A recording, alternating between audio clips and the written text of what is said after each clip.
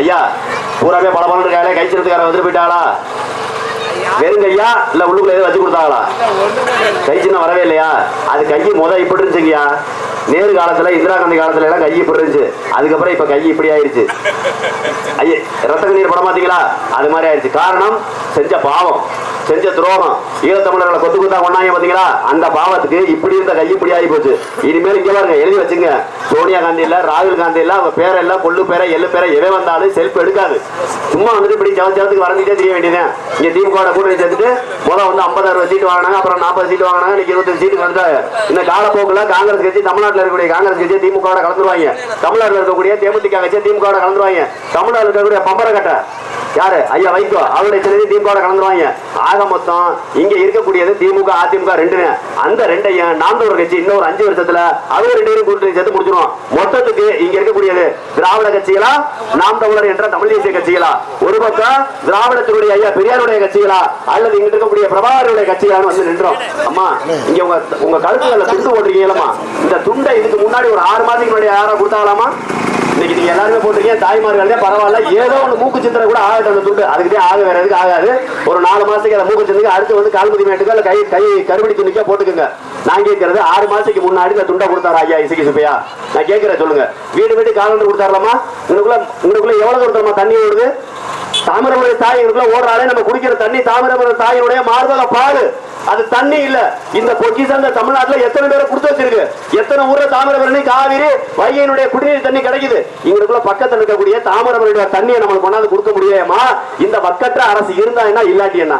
யாரா சிந்திச்சிங்களா? நான் பார்த்த வரைக்கும் எல்லார் வீட்லயுமே இப்போ முறையெல்லாம் பார்த்து வரையில போகையெல்லாம் பார்த்து ஒரு 1.5 மாசத்துக்கு முன்னாடி வரையும்போது எல்லார் வீட்லயும் எந்த இடத்த எடுத்துக்காலும் சுடுகாட்டுல கூட 2 காலண்டர் இருக்குது. ஐயா எஸ்ஐ சுப்பையோட காலண்டர்.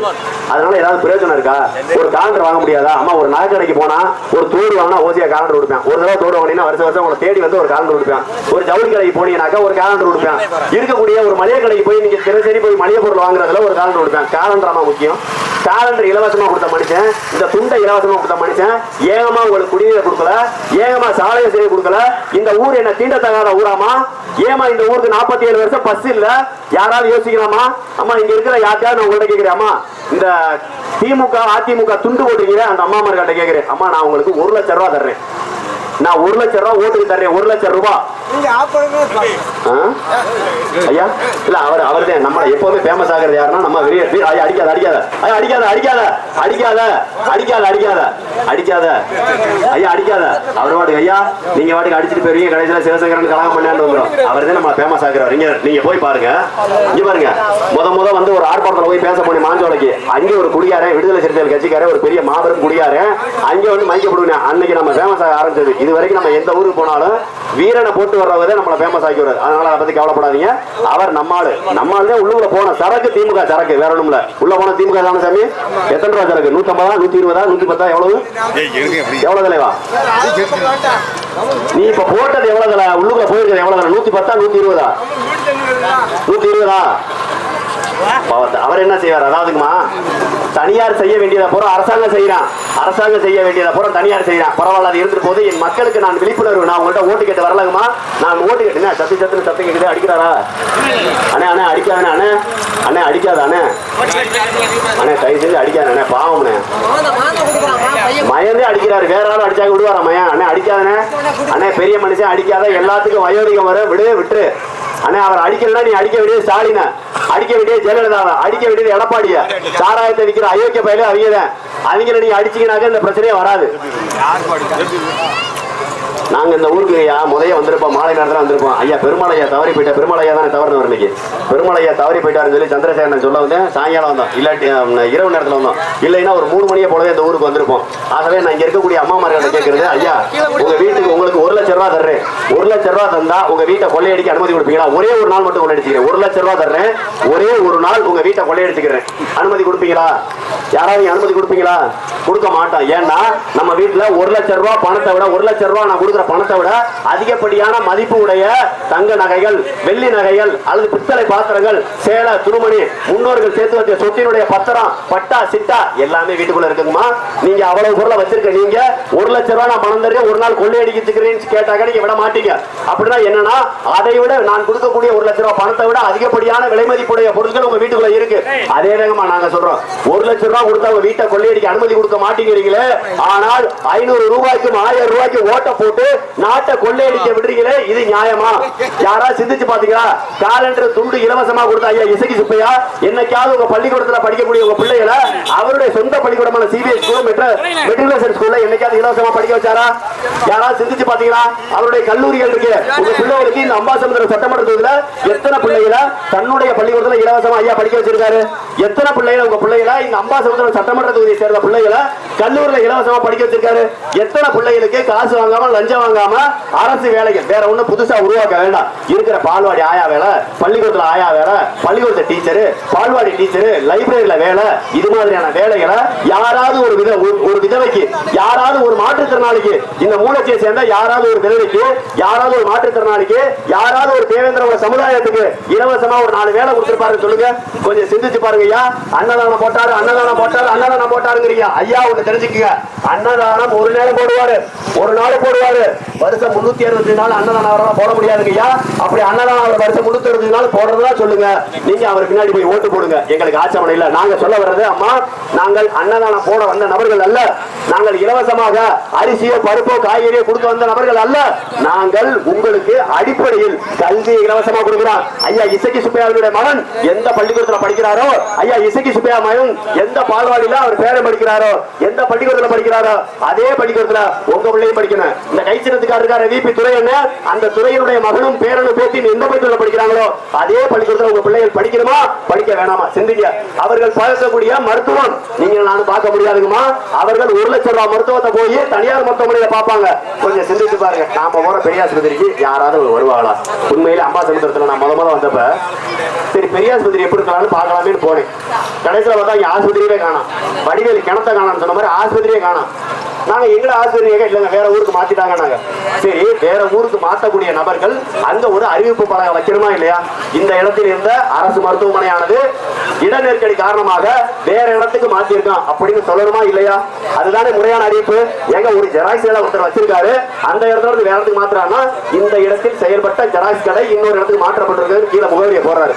அப்படி இருக்கும்போது இது அரசாங்கம். நீங்க உண்மையிலே சொல்றேன், நீங்க போய் பாருங்க. இன்னும் வரையும் இன்னைக்கு பேசுறேன், நாளைக்கு காலையில போய் பாருங்க, நாளானைக்கு காலையில போய் பாருங்க, நீங்க எப்ப வேணாலும் போய் பாருங்க. ஏன்னா நீங்க மானம் கட்டவீங்க.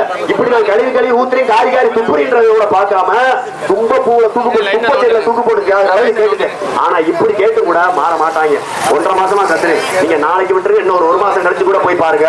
நீங்க நல்லா போய் பாத்தீங்கன்னா அரசு மருத்துவமனையில இந்த மருத்துவமனை மாற்றப்பட்டது ஒருத்தரோட சொல்லலாம். அம்மா நாங்க என்ன சொல்ல வர்றோம், நாங்க அந்த இடத்துல போய் அந்த மருத்துவமனையில நிக்கும் போது வீடியோ எடுக்கிற போய் இப்படி அரசு மருத்துவமனை இப்படி பூட்டி கிடக்கு, ஒண்ணுக்கு ஆகாம திறந்த வழியில கிடக்கு, எதுக்குமே பயன்படாம கிடக்கு, இந்த மருத்துவமனை எங்க போச்சு ஏது போச்சு நான் சம்பந்தமா வீடியோ எடுத்துக்கிட்டு இருக்கேன். தொடர்ச்சி ஆளு வந்துகிட்டே இருக்காங்க. மக்கள் காய்ச்சல் தலைவலி வயிற்று வலின்னு சொல்லிட்டு அங்கிருந்து வந்துகிட்டே இருக்காங்க. அவர்களுக்கு தெரியல. நீங்க சிந்திச்சுக்கோங்கம்மா. அம்மா எந்தெந்த அலுவலகங்கள் எந்தெந்த இடத்துல இருக்கணுங்கிறது இந்த நாட்டை ஆளக்கூடிய இந்த மண்ணை ஆளக்கூடிய எம்எல்ஏக்களும் எம்பிக்களும் இங்க இருக்கக்கூடிய மாவட்ட ஆட்சியரும் இங்க இருக்கக்கூடிய வருவாய்த்துறை அதிகாரிகள் முடிவு செய்யறாங்கம்மா. அதை சரியா வழிநடத்த வேண்டியது எம்எல்ஏக்களுடைய வேலை, எம்பிக்களுடைய வேலைங்கம்மா. அம்மா உங்களுக்கு நீதிமன்றம் அம்பாசமுத்திரத்துல 5 கிலோமீட்டர் தள்ளி இருந்தாலும் ஒன்னாக போறலாமா? காலையில 10 நிமிஷம் சீக்கிரம் போயிடலாம். அம்மா ஒரு தாலுகா ஆபீஸ் ஒரு 5 கிலோமீட்டர் தள்ளி இருக்கிறதுனால ஒன்னாக போறலாமா?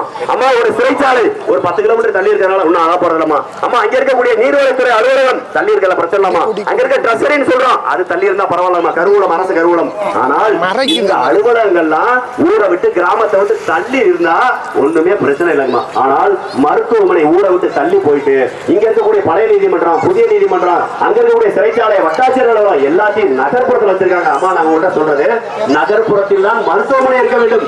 உயிர் காக்கக்கூடிய மருத்துவமனை என்பது பேருந்து வசதி இருக்கக்கூடிய இடமாக, ஆட்டோ வசதி இருக்கக்கூடிய இடமாக, டூ வீலர்ல போன உடனே காலங்காலமா மருத்துவமனை இருந்த இடத்துல இருந்தால் மக்கள் ஒரு அவசரத்துக்கு ஓடுறான். பாம்பு கடிச்சவனை தூக்கிட்டு ஓடுறீங்கன்னு வச்சுக்கிட்டு போய் நீ ஆஸ்பத்திரியை தேர்றதுக்குள்ளேயே வாயில நுரத்தலி செத்து போயிடும். இந்த மாதிரியான சூழ்நிலையை உருவாக்குவதற்கு காரணம் இங்கு படித்த தலைவர்கள் இல்லமா. யாருமே நினைக்கிறதே இல்லை, எல்லாருமே இலவசம் நிக்கிறாங்க. அம்மா அண்ணே உங்க வீட்டுல பழைய சோறு இருக்கா? யாராவது உங்க வீட்டுக்கு பழைய சோறு கேட்டு வந்து அம்மா தாயே பழைய சோறு போடுங்கன்னு கேட்டா அதுக்கு பேர் என்னண்ணே? அம்மா தாயே வயிறு பசி 2 ரூபா சாப்பிட கொடுங்க கேட்டா அதுக்கு பேர் என்ன? பிச்சை. சரியா? ஒரு நபர் தனி நபர் ஒவ்வொரு வீடு வீடா ஏறி போய் காசு கேட்டா சோறு கேட்டா அதுக்கு பேர் பிச்சை. ஒட்டுமொத்த ஊருக்காரன் ரேஷன் கடையில போய் சேலத்தூர் மணிக்கு நின்றாங்க அதுக்கு பேர் பிச்சை என்னங்கய்யா? கேட்டா இலவசம்னு 10 பேர் சொல்றான். அதுக்கு பேர் பெரும் பிச்சை, ரா பிச்சை. அதான உண்மை. ஒரு ஊரே கையேந்தி போய் ரேஷன் கடையில் நிக்கிறீங்களே, இங்க இருக்க யாராவது இப்ப இந்த ஜனவரி மாசம் கொடுத்தாங்க, இப்ப ஒரு 3 மாசம் ஆயிருக்கு. ஜனவரி மாசம் கொடுத்த அரசாங்கம் இலவசமாக ரேஷன் கடையில கொடுத்த வேட்டி யாராவது கட்டிருக்கீங்களா? யாராவது ஒருத்தர் கட்டிருக்கீங்களா? இலவசமாக அரசாங்கம் கொடுத்த வேட்டியா? ஐயா வேட்டி கொடுத்தீங்களான்னு கேட்டி அவுத்து காட்ட சொல்லல சாமி. வேட்டி கொடுத்தீங்களா டபார் அவுத்துக்கிட்டு இருக்கீங்களே, யாராவது கட்டிருக்கீங்களா? சரி, யாராவது அரசாங்கம் கொடுத்த சேலை யாராவது கட்டிருக்கீங்களா? இங்க யாராவது கட்டிருக்கீங்களா? இல்ல. அரசாங்கம் கொடுத்த சேலையை இங்க யாருமே கட்டல. அரசாங்கம் கொடுத்த வேட்டியை இங்க யாருமே கட்டல. அப்படின்னா என்ன அர்த்தம்னா அந்த வேட்டி சேலை பயன்படலன்னு அர்த்தம். அதானே உண்மை? அதானே உண்மை? நீங்க ஒண்ணும் இல்லமா இன்னும் இல்ல, யாராவது ஒருத்தர் அந்த வேட்டியவோ சேலையோ கட்டிட்டு கல்யாண காலம் போவீங்களா? ஐயா பெரியவரே கொஞ்சம் வழி விடு போவீங்களா? அரசாங்கம் கொடுத்த வேட்டியை கட்டிக்கிட்டு கல்யாண காலத்துக்கு போவீங்களா? தாய் கிட்டி போடுவாங்க. சரி, கல்யாண காலத்தை விட்டு இளவு வேட்டி கட்டிட்டு போவீங்களா? அரசாங்கம் புது வேட்டி கொடுத்துருக்கு, புது சேலை கொடுத்துருக்கு. இந்த இனத்தை காத்த அரசாங்கம் தன்மான தமிழருடைய அரசாங்கம் முத்தமிழ் அறிஞருடைய மகன் முத்துவேல் கருணாநிதி ஸ்டாலின் கொடுத்த அந்த இலவச வேட்டியை சேலையை இளவு வேட்டி கட்டிட்டு போவீங்களா? கட்டிட்டு போவீங்களா? ஐயா இறந்தாரு, பெருமாளையா இறந்தாரு, பெருமாளையா வீட்டு கட்டிட்டு போவீங்களா? ஒப்பாரி வைக்கிறே காரி திட்டு போடுவா பக்கத்துல இருக்க பொம்பளை ஏட்டி விதியத்து போயா இந்த சேலையை கட்டிட்டு வரேன்னு. அப்படின்னா என்ன அர்த்தம்னா தரமற்ற வேட்டி தரமற்ற சேலை. உண்மையிலே எங்க ஊர்ல இந்த வேட்டி சேலை எதுக்கு தெரியுமா பயன்படும்? எங்க ஊர்ல ஒண்ணு இட்லி துணியை பயன்படும் இந்த வேட்டி. உண்மையில இட்லி துணியை பயன்படும். அப்படி இல்லையா வீட்டுல பேர்வாளா இருந்தா பீ துணியை பயன்படும். இதை 2 தவிர அந்த வேட்டி எதுக்கும் பயன்படாதான் நான் பார்த்தேன். சேலை இந்த கக்கு சிலையெல்லாம் யாராவது வீட்டுல கொல்லப்புறம் கட்டிருப்பா பாத்தீங்களா? அந்த கக்கு சில கொல்லப்புறம் கட்ட வேண்டிய கக்கு சில இந்த சேலையை சுத்தி வச்சிருப்பாங்க அந்த கிணறு இருக்க ஓட்ட ஓரத்துல மறைக்க. அப்படி இல்லைன்னா இந்த காட்டு விலங்குகள் இருக்குல்ல தோப்பு தரவுக்கு போனீங்கன்னா அந்த வேலிக்கு பதில் அதை கட்டி விட்டுருப்பாங்க. அந்த தோப்பு தரவுல அந்த வேலிக்கு பதிலா இந்த சேலையை கட்டி விட்டா வரக்கூடிய காட்டு விலங்குகள் அதை பார்த்துட்டு ஆளு மனுஷன் நிக்கிறான் போல ஆளு நிக்கிறான் போல பயந்துட்டு போயிரும் அதை கட்டி விடுவாங்க. இப்படி தரமற்ற வேட்டி சேலை. நான் கேட்கிறேன் ஐயா ஸ்டாலினோட பொண்டாட்டி என்னைக்காவது இந்த வரிசையில நின்று இந்த சேலையை வாங்கியிருப்பாங்களா? வாங்கியிருப்பாங்களா? ஐயா இசக்கி சுப்பையாவுடைய மனைவி என்னைக்காவது போய் ரேஷன் கடையில் நின்று இந்த சேலையை வேட்டி வாங்கியிருப்பாங்களா? கொஞ்சம் சிந்திச்சு பாருங்க. அம்மா இந்த ஐயா இசக்கி சுப்பையாவுக்கோ அண்ணன் விபி துரைக்கோ அல்லது இங்க இருக்கக்கூடிய திமுக காரங்களுக்கோ இங்க இருக்கக்கூடிய அதிமுக காரங்களுக்கோ இங்க இருக்கக்கூடிய பிஜேபி காங்கிரஸுக்கோ இங்க இருக்க அரசியல்வாதிகளுக்கோ யாருக்கும் உழைச்சு காசு சம்பாதிக்கலாமா? அவர்கள் உழைச்சு ஒருபோதும் சம்பாதிக்கல. நம்மளுடைய வரிப்பணத்தை ஏமாத்தி தான் சம்பாதிச்சுட்டு இருக்கான். உங்களுக்கு ஒரே ஒரு உதாரணம் சொல்றேன். இங்க யாராவது இலவசமா கக்கு கட்டி கொடுத்துருக்காங்களா? இலவசம் அரசாங்கத்துல இருந்து காலப்புல கல்ல கக்கு கட்டி கொடுத்துருப்பாங்க. யார்ட்டா இருக்கா? யாரா கை மட்டும் தூங்க, வேற ஒன்றும் செய்ய வேணாம். யாரு வேற எக்ஸ்ட்ரா கேள்வி வைக்க மாட்டேன். ஏன்னா மக்களுக்கு கேள்வி கேட்டா பிடிக்காது. யாருக்காவது இலவசமாக அரசாங்கம் கக்கு கட்டி கொடுத்தது இருக்கா? யாராவது இருப்பாங்களா? தூய்மை இந்தியா திட்டத்தின் கீழ் இருக்கா? சொச்ச பாரத் இருக்கா தலைவா? அண்ணா இருக்குன்ற ரைட். அந்த கக்கு சில இதுவரைக்கும் யாராவது போய் ஒழுங்கா உட்காந்து பயன்படுத்த முடியுமா?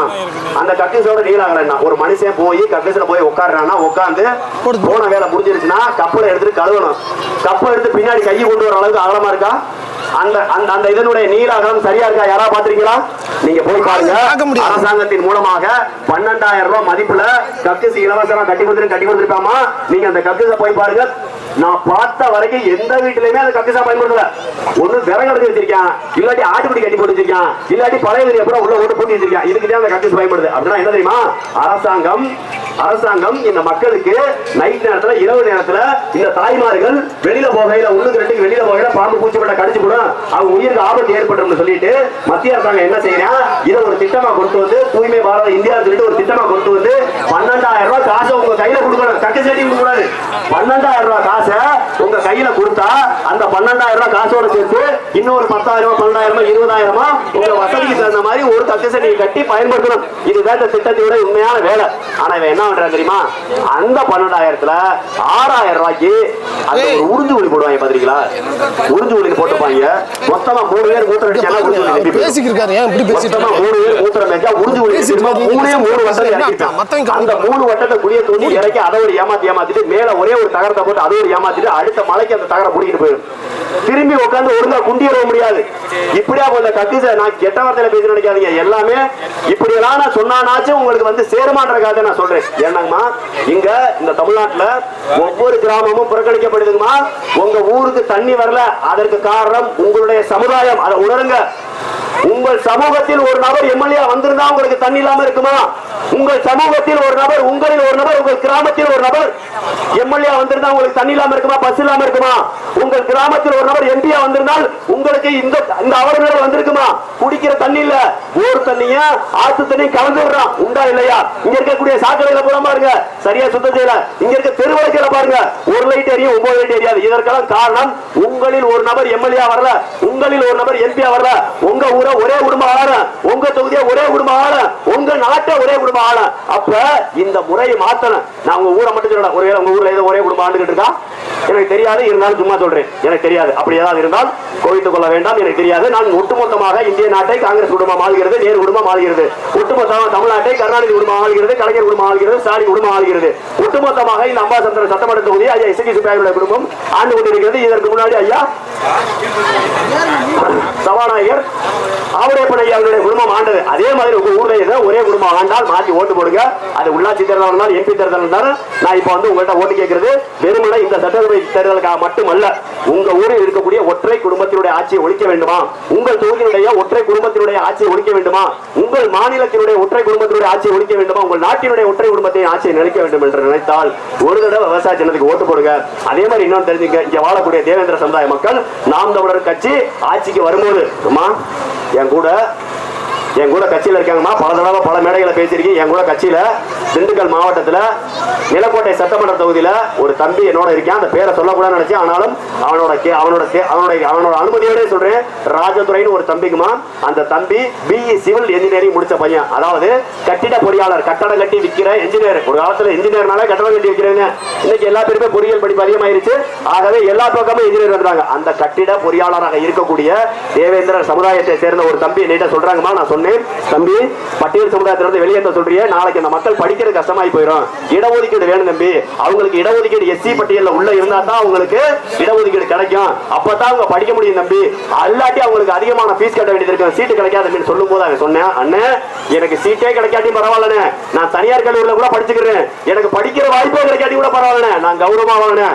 அண்ணே நான் படிச்ச கல்லூரியில இதுல யாரா எஸ்சி ஸ்டூடெண்ட் கையை தூக்கூடான்னு சொல்லும் போது நான் கையே தூக்க முடியல, கூடி குறியிட்டேன், செத்துட்டேன்.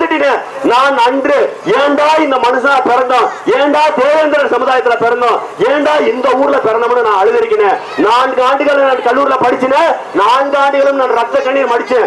எப்ப எல்லாம் எனக்கு ஸ்காலர்ஷிப் வருதோ, எப்ப எல்லாம் மாணவர்களுக்கு கல்வி உதவித்தொகை வருதோ, உதவித்தொகை 10,000 வருது, 15,000 வருது, நான் சந்தோஷப்பட்டதை விட எஸ்சி மாணவர்கள் கையை தூக்குன்னு சொல்லுவாங்களே, நான் கையை தூக்குனா என்ன எஸ்சின்னு பாப்பானே, நாளைக்கு நான் கொண்டாந்த தண்ணியை குடிக்க மாட்டானே, நாளைக்கு நான் கொண்டாந்த மதியான சாப்பாடு என்கிட்ட வாங்கி சாப்பிட மாட்டானே சொல்லி துடிச்சாங்கம்மா.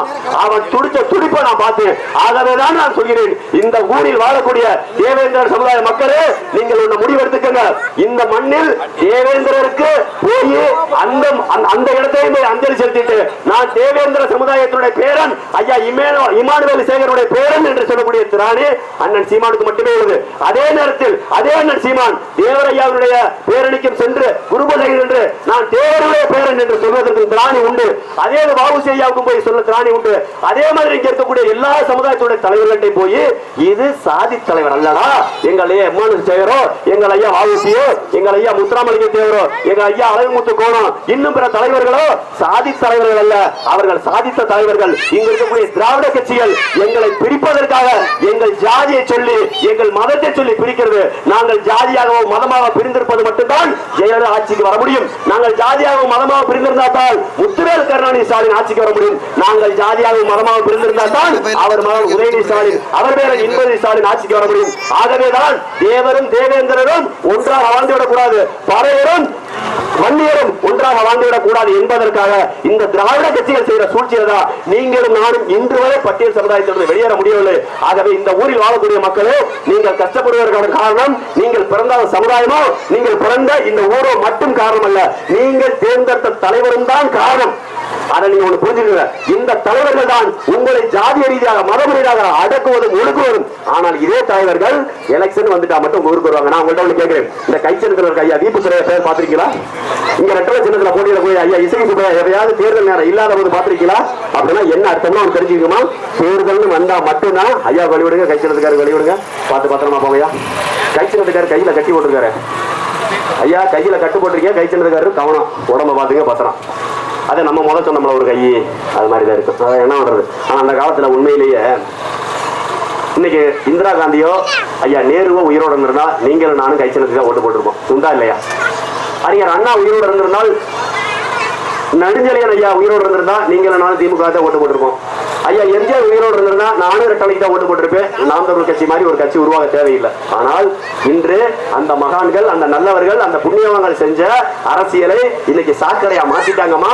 அரசியல் என்பது மக்களுக்கு செய்ய வேண்டிய சேவை. இந்த சேவையை இந்த மக்களுக்கு சேவையாக செய்ய விடாமல் வியாபாரமா மாத்தி முடிச்சிட்டான். அம்மா 10,000 ரூபாய் போட்டு ஒரு பெட்டிக்கடை ஆரம்பிச்சா 20,000 ரூபாய் சம்பாதிக்கணும். காரணம் அது வியாபாரம். 10 ரூபா போட்டா 20 ரூபாய் எடுக்கணும். ஆனா அரசியல் என்பது வியாபாரம் இல்லைங்கம்மா, மக்களுக்கு செய்ய வேண்டிய சேவை. அந்த செய்ய வேண்டிய சேவையை செய்வதற்கு காசு கொடுக்க வர்றானே கொஞ்சம் சிந்திச்சு பாருங்க. இந்த காசை கொடுத்து மட்டும்தான் நம்மளை ஏமாத்துறாங்க. நீங்க கொஞ்சம் சிந்திச்சுக்கோங்கம்மா. நீங்க எந்த அரசு அதிகாரிகள்ட்ட போய் கையெழுத்து கேட்டாலும், எந்த அரசு அதிகாரிகிட்ட வேணாலும் போங்க, அந்த அரசு அதிகாரிகிட்ட போய் ஒரு கையெழுத்து வாங்கணும். Patta, chitta, voter ID, Aadhaar card, ration card, பிறப்பு சான்று, இறப்பு சான்று எதுக்கு போய் ரேஷன் கடையில் போய் நின்றாலும், பட்டாட்சியர்கள் போய் நின்றாலும், VO, RI, tahsildar, deputy tahsildar, collector வரை எங்க போனாலும் கையெழுத்துக்கு காசு, கையெழுத்துக்கு லஞ்சம் வாங்குறாங்கன்னா நீங்க ஒண்ணு தெரிஞ்சுக்கோங்க. இங்க இருக்கக்கூடிய எல்லா வகையான லஞ்சம் ஒரு போலீஸ் ஸ்டேஷன்ல யாராவது ஓசியா கேஸ் கொண்டு வந்துருக்கீங்களா? காவல்துறை ஐயா அதிகாரிகள் வேற நிக்கிறாங்க. யாராவது ஒருத்தர் போலீஸ் ஸ்டேஷன்ல போய் ஒரு கேஸ உண்மையிலே நேர்மையா நியாயமா போட்டுட்டு வந்துட முடியுமா? முடியுமா? சத்தமா சொல்லுங்க. காவல்துறை ஐயா நிக்கிறாங்க. அவங்களுக்கு தெரிஞ்சாலும் பரவாயில்ல. இந்த அமைப்பு மாறணும், இந்த நிலை மாறணும். அவர் கேஸ் போட்டா என் மேல மட்டும் தான் போட முடியும், உங்க மேல போட முடியாது. ஆமாவா இல்லையான்னு சொல்லுங்க. இங்க பாருங்க, பாம்பு இருக்கக்கூடிய, தேர் இருக்கக்கூடிய, பேய் இருக்கக்கூடிய, பிசாசு இருக்கக்கூடிய சுடுகாடு கூட நம்ம பயப்படாம போய் வந்துருவாங்க. போலீஸ் ஸ்டேஷனுக்கு ஒருத்தவங்க போக மாட்டேன், பயம். ஏன்னா போன மேல கம்ப்ளைண்ட் கொடுக்க போன மேல தூக்கி உட்கார வச்சுருவாங்க. காரணம் லஞ்சம். அம்மா நீங்க ஒண்ணு தெரிஞ்சுக்கங்க, உண்மையிலே காவல்துறை அதிகாரிகளோ, விஓ, ஆர்ஐயோ, தாசில்தார் எல்லாருமே நல்ல விதமா வேற வழி இல்லைங்கம்மா. நேர்மையா படிச்சு பாஸ் ஆகி தேர்வு எழுதி வந்தா அவர்களுக்கு வேலை கொடுப்பது கிடையாதுங்கம்மா. நீங்களும் நானும் காவல்துறை மேல கோவப்பட்டு பிரச்சனை இல்ல. லஞ்சம் வாங்குறாங்கன்னு சொல்லி விஓ, ஆர்ஐ, தாசில்தார், கலெக்டர் எல்லா பேசிட்டு நீங்கள் நானும் கோவப்பட்டு பிரச்சனை இல்லைங்கம்மா. பால்வாடி ஆயா வேலைக்கு இன்னைக்கு 10 லட்சம் ரூபாய் லஞ்சம் கொடுத்தா தாங்கம்மா பால்வாடி ஆயா வேலை கிடைக்குது. உண்டா இல்லையா? நீங்க கொஞ்சம் சிந்திச்சு பாருங்க. பால்வாடி ஆயாவே 10 லட்சம் ரூபாய் லஞ்சம் கொடுத்தாதே வேலைக்கு வரணும்னா பால்வாடி ஆயாவுக்கு 12,000 ரூபாய் சம்பளம். 12,000 ரூபாய் சம்பளம் வாங்கக்கூடிய பால்வாடி ஆயா 10 லட்சம் லஞ்சம் கொடுக்கணும். 10 லட்சம் ரூபாய்க்கு இன்னைக்கு 3 பைசாக்கு நான் இப்ப கடன் வாங்கிட்ட தேர்தல் வாங்கிருக்கேன். 3 பைசா வட்டி, 3 பைசா வட்டி இல்லாம இன்னைக்கு வட்டிக்கு பணம் கிடைக்காதுங்கம்மா. அதுக்கு குடும்பத்தில் இருக்க 11 பேரும் கையெழுத்து போட்டாட்டே கொடுப்பேன். ஏதாவது வீட்டு அடமான பத்திரத்தை, வீட்டு பத்திரத்தை அடமானம் வச்சாட்டே கொடுப்பேன். அப்ப 3 வட்டிக்கு 10 லட்சம் ரூபாய் வாங்கி கட்டினா மாசம் எவ்வளவுமா வட்டி?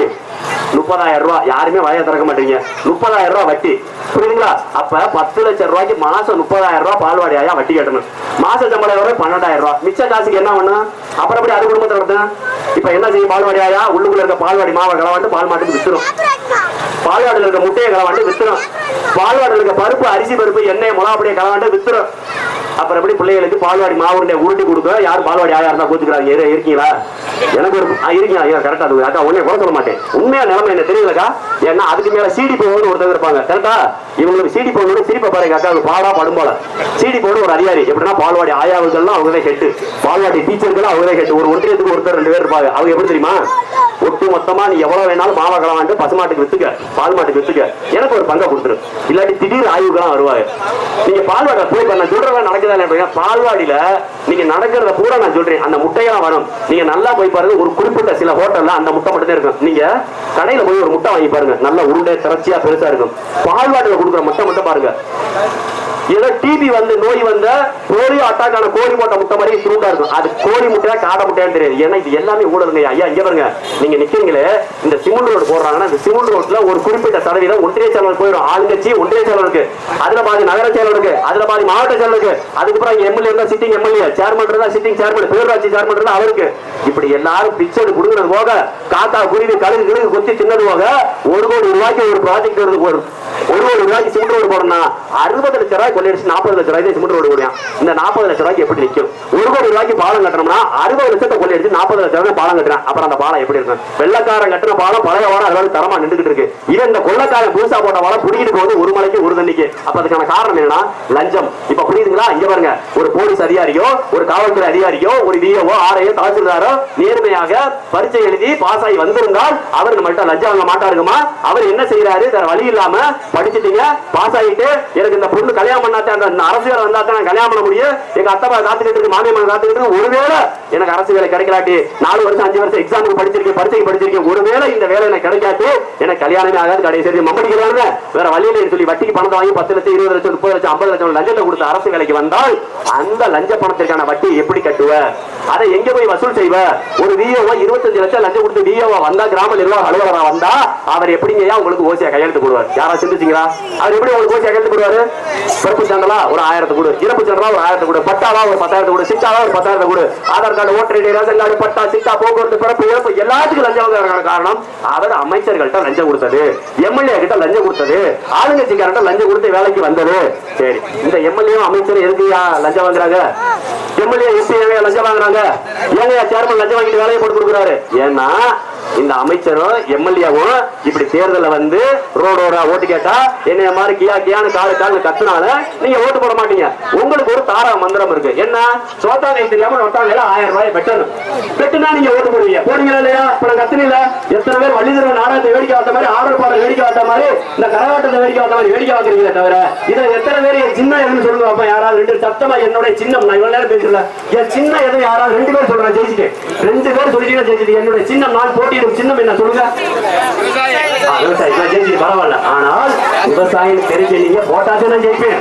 ஆனா உங்களுக்கு எல்லாத்துக்கும் தெரியும் கைச்சிலத்துல போட்டியிட நபர் யாரு, கட்டளையில போட்டியிட நபர் யாரு, போட்டியிட நபர் இல்ல, போட்டியிட நபர் யாரு, போட்டியிட நபருடைய பொண்டாட்டி யாரு, போட்டியிட நபருடைய பிள்ளை யாரு, அவங்க ராசி நட்சத்திரம் லட்சணம் எல்லாமே தெரியும். ஏன்னா அந்த அளவுக்கு நீங்க காசு வாங்கி 5 வருஷமா வாங்கி பழகிட்டீங்க. இப்ப நீங்க என்ன செய்வீங்க? அவங்களுக்கு தெரிஞ்ச தாரக மந்திரம், உங்களுக்கு புரிஞ்ச தாரக மந்திரம், சோத்தாங்க தெரியாம நொட்டாங்க ஒரு 1000 ரூபாய் நைட்ல வெட்டுனா விடிஞ்ச உடனே விசுவாசம் காட்டிடுவீங்க. உண்டா இல்லையா? இப்ப நான் கத்திட்டு போனீங்களா, வாங்கடா நல்லா பையன் நல்லா பேசினாடா, அருமையா பேசினாடா, ஒரு சோடா வாங்கி கொடுப்போம்டா, ஒரு கவர் வாங்கி கொடுப்போம், சோறு கூட போட மாட்டேன், ஓட்டு போடாட்டி எனக்கு பரவாயில்ல சாமிகளா, சோறு போட மாட்டான்டா. ஒருத்தர் கூட இந்த ஊருக்குள்ள வந்தது நானு, எங்க ஊர் பக்கம் வந்து வரீங்களே, எங்க தம்பி திட்டினியா பரவாயில்ல வாங்க வேற வச்சு சோறு சாப்பிட்டு போமா, ஓட்டும் போட மாட்டாங்க, சோறும் போட மாட்டாங்க, நல்லா சிரிக்கிறா பேசுறா போட பாவம்டா அந்த பையன் நல்லா பேசினேன், அருமையா பேசினேன். இப்ப யாரு சீமான நல்லா பேசுவான்டா நான் மொபைல பார்த்து. ஆனா என்ன தோத்து போயிடுவாங்க, அதனால ஓட்ட போட்டு வீணாக்க வேணாமே நம்ம போடுறா. ஐயா நீங்க எல்லா பேரும் ஓட்ட போடுங்க, நாங்க ஜெயிப்போம். நாங்களா தோத்து போயிடும் நீங்க ஓட்ட போடாம விட்டதுனால அதை கூட காசை கொடுத்து ஜெயிச்சுக்கிட்டு இருக்கேன், நாங்க ஊரா தோத்துக்கிட்டு இருக்கோம். ஆகவே 15 ஆண்டுகள் நாங்க தோக்குறோம். ஏன் தெரியுமா? இந்த நைட் நேரத்துல 1000 ரூபாய் கொடுத்து ஓட்டு வாங்கிட்டு போறாங்கல்ல, அது மாதிரி எங்களுக்கு ஓட்டு வாங்க தெரியாம இல்ல, விவரம் இல்லாத இல்ல, பொழைக்க தெரியாத இல்ல. இதை ஒழிக்க வேண்டும், இந்த லஞ்சத்தை ஒழிக்க வேண்டும். நான் சொல்லி பாரு, விஓ, ஆர்ஐ, தாசில்தார், போலீஸ் ஸ்டேஷனுக்கு போனா எஸ்ஐ, இன்ஸ்பெக்டர் லஞ்சம் வாங்குறாங்க. அந்த லஞ்சத்துக்காக நீ பைக்ல போகிற ஐயா ஏட்டே கட்டையை போட்டு காசு வசூல் பண்றது, அந்த காசெல்லாம் வசூல் பண்றதுக்கான காரணம் நீ நைட் நேரத்தில் அமைச்சர் எம்எல்ஏ எம்பிட்டையும் ஓட்டுக்கு காசு கை வாங்கினிய, சோத்தாங்க தெரியாம ஒட்டாங்க வாங்கினிய, அந்த முதல் லஞ்ச பணம் தான் அடுத்த 5 ஆண்டுகளுக்கு நீங்க நாயாக பேயாக ஒவ்வொரு அலுவலகத்திலையும் ஓடி வயிற்றுல வாயில அடிச்சுட்டு மண்ணவாரி தூத்துறதுக்கான காரணம். நீங்க மண்ணவாரி தூத்துனா அது யாரை கேட்கும்? தொடர மாடணும் பிடாரி யார போய் கேட்க? முதல் லஞ்சம் வாங்கின நம்ம, ஓட்டுக்கு காசு வாங்கின நம்ம, முதல் லஞ்சத்தை ஆரம்பிச்சது நம்மகிட்ட லஞ்சம் கொடுத்த அதிகாரிகள், அமைச்சர்கள் லஞ்சம் கொடுத்து அமைச்சர்கள் கூட மொத்தமா வசூல் பண்ணி போறேன். அப்ப நாம எம்எல்ஏ எம்பிக்கு ஓட்டு போடுறது வாங்க பாத்தீங்களா, அதுதான் முதல் லஞ்சம். அந்த லஞ்சத்தை ஒழிக்காம, அந்த லஞ்சத்தை சரி செய்யாம இங்க இருக்கக்கூடிய எதையும் மாற்ற முடியாதுங்கம்மா. இந்த நாட்டில் இருக்கக்கூடிய கொலை, கொள்ளை, லஞ்சம், ஊழல், கற்பழிப்பு, பாலியல் வன்கொடுமை, இது எல்லாத்துக்கும் காரணம் இங்க இருக்கிற காவல்துறையோ வருவாய்த்துறையோ, அந்த துறையோ இந்த துறை எந்த துறையும் இல்ல, இசைக்கு சுப்பையாக கைச்சந்திர போட்டியோ யாரும் இல்ல. அவர்களை தேர்ந்தெடுத்த நீங்களும் நானும், உங்க அப்பா அம்மா, எங்க அப்பா அம்மா, உங்க தாத்தா மாட்டன், ஏன் தாத்தா மாட்டன் செய்த தவறுதான் இவ்வளவு ஊழலுக்கும், இவ்வளவு லஞ்சத்திற்கும், இவ்வளவு கற்பழிப்புக்கும், இவ்வளவு சாராய கிடைக்கும், இவ்வளவு கஞ்சா வியாபாரத்திற்கு காரணம் நீங்கள் நான் தேர்ந்தெடுத்த. எங்க வருங்க நீங்க நம்ம 2 பேரும் வாங்கின காசை, நம்ம வாங்கின காசை மீண்டும் அவங்க சம்பாதிக்கிறதுக்கு என்னெல்லாம் செய்வாங்க தெரியுமா? ஒரு டிரைவர் கிட்ட வேலை வர்றது 10 லட்சம் லஞ்சம் வாங்குவார். அந்த டிரைவர் அம்பாசமுத்திரத்துக்காரர் திருநெல்வேலிக்காரர் இருப்பாரு.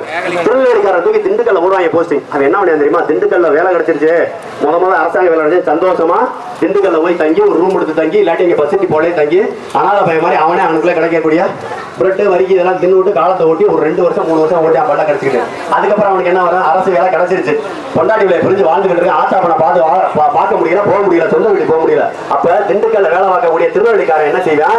ஏற்கனவே 10 லட்சம் லஞ்சம் கொடுத்து டிரைவர் வேலை வாங்கினவன் இன்னொரு 3 லட்சமோ 2 லட்சமோ கொடுத்துனாச்சு டிரான்ஸ்பர் வாங்கிட்டு வரணும் வந்துருவான்.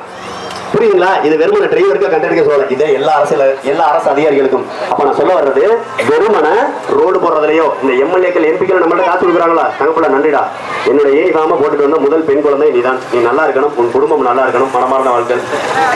அந்த அவங்க புள்ளதான் சேகரன மகளா, சேகரனே இந்த ஊரை நேர்ந்து விடப்பட்டவர்.